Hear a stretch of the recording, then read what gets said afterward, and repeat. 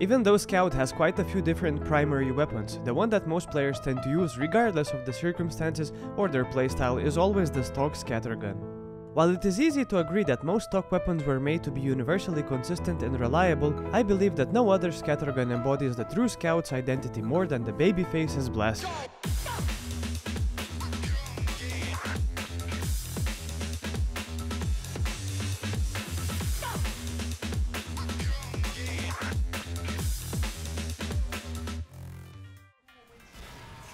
Before I explain why I think this weapon is the true force of nature for the Scout, let me tell you a little bit more about the gun itself. This weapon was added to TF2 back in 2012 during the Pyromania update and was part of the Public Enemy item set, alongside the new Scout secondary weapon called the Pretty Boy's Pocket Pistol and 2 cosmetics, Fat Fighting Fedora and the Dillinger's Duffel. By dealing damage, Scout builds his boost meter, which increases his movement speed accordingly. The unfortunate side effects of the weapon take away 34% of his clip size, leaving him with 4 shells in the chamber instead of the usual 6. In addition, Scout also starts with 10% less movement speed until he starts gaining boost. Scout also loses part of his boost by performing air jumps, which we will get into later because it is not just double jumps I am talking about. And lastly, taking damage will also reduce boost. So, on paper, the weapon seems to have more drawbacks than positive effects, and while it is true, the additional speed is not to be underestimated.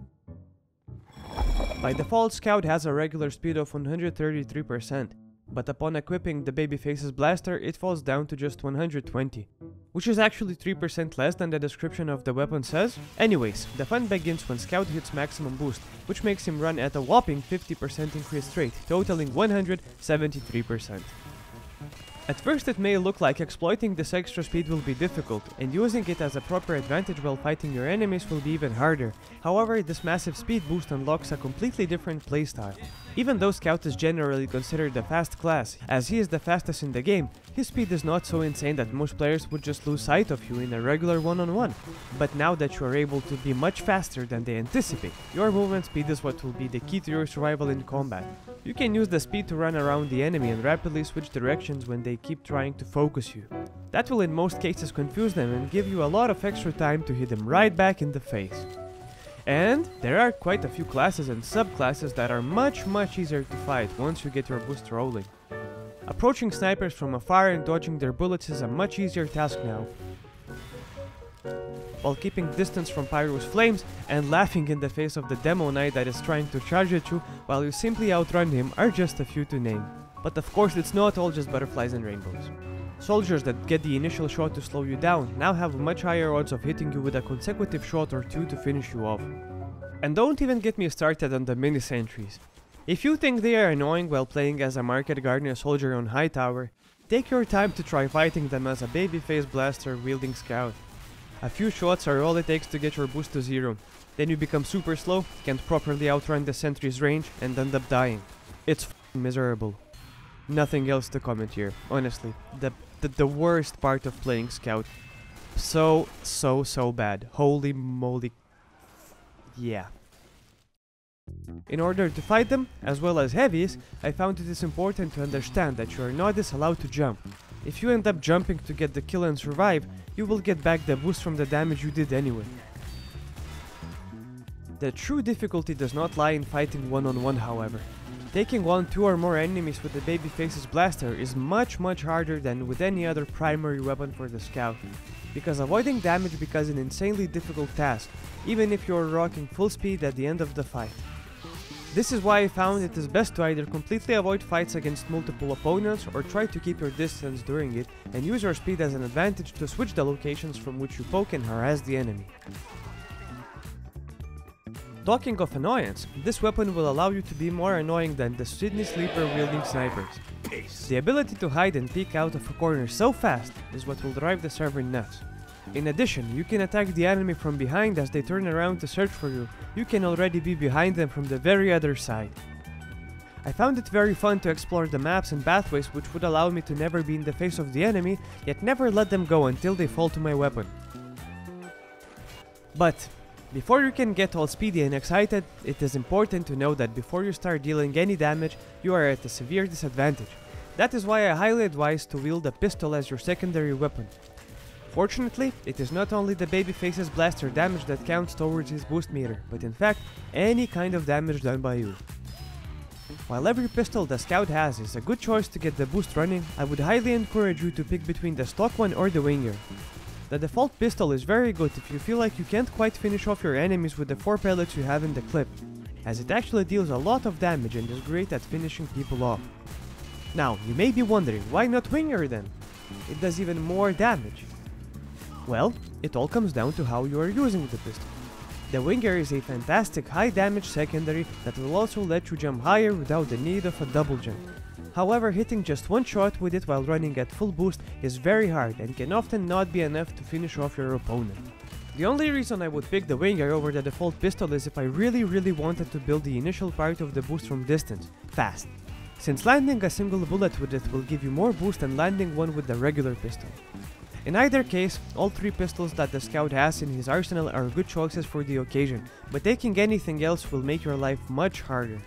While missing a couple of shots with the pistol is already bad, missing them with the BFB is even worse. Getting used to changing the way your hand moves the mouse is part of learning process and will start feeling more natural as you go, so don't you worry about the aim right away. The dashing speed you can run at will not only help you in battle, but also allow you to get to and switch between objectives faster.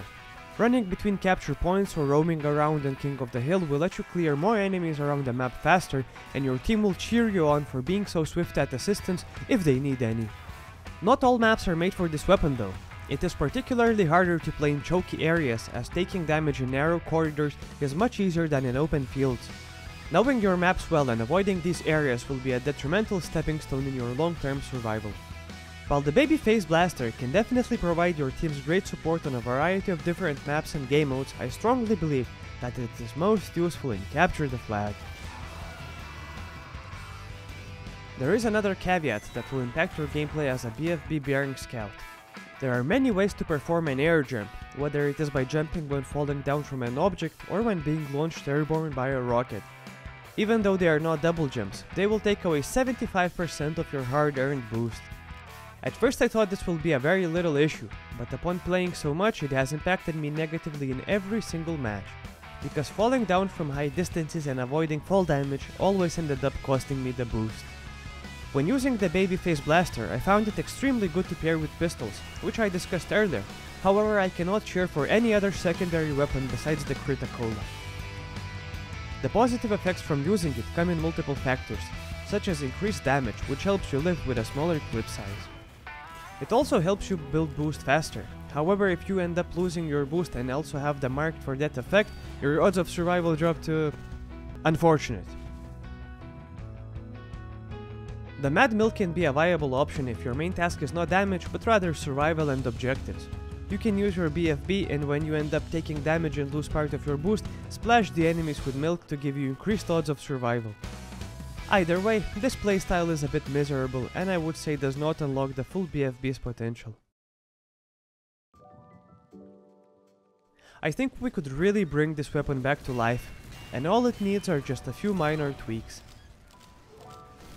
A smaller damage boost fall off, so that it is not so sudden.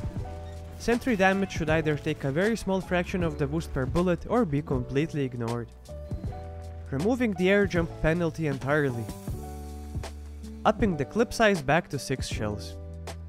While making all of these improvements could overpower the weapon once again, I do not think all of them would be necessary, and it would simply take a little bit of trial and error to see which of these could balance out the weapon.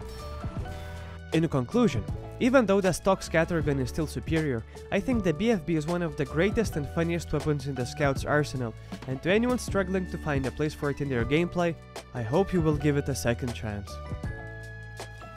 With this, the official Happy Rain's Babyface Blaster ramble is over. Please take a moment to express your opinion about the weapon in the description and suggest future video ideas. Thank you so much for watching. This has been Happy Rain, and I'll see you around. Bye!